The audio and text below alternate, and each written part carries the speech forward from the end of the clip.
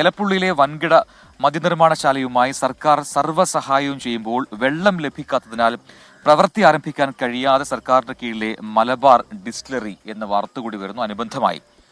അതെ, അതുപോലെ തന്നെ ഈ സർക്കാർ സ്ഥാപനത്തോടില്ലാത്ത ഒരു കൂറും സ്നേഹവും ഒക്കെ എന്തുകൊണ്ട് സ്വകാര്യ സ്ഥാപനത്തോട് കാണിക്കുന്നു എന്നൊരു വിമർശനം വി.കെ. ശ്രീകണ്ഠൻ എം.പി. ഉന്നയിക്കുകയും ചെയ്തിട്ടുണ്ട്.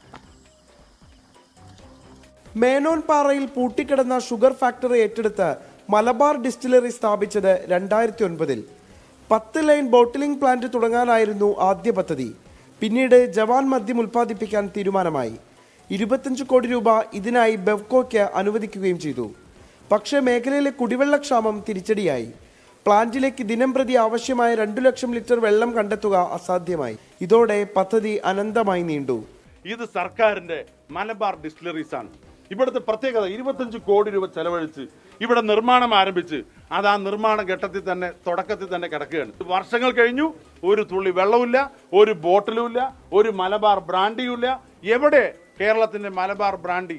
സമീപത്തെ പുഴകളിൽ നിന്ന് പ്ലാന്റിലേക്ക് വെള്ളം എത്തിച്ച് കമ്പനി പ്രവർത്തിപ്പിക്കാനുള്ള ശ്രമം നടക്കുന്നുണ്ടെങ്കിലും പ്രാദേശിക എതിർപ്പുകളും മറ്റും കാരണം പദ്ധതി എങ്ങും എത്താതെ കിടക്കുകയാണ്.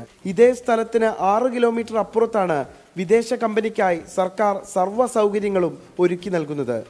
24 പാലക്കാട്.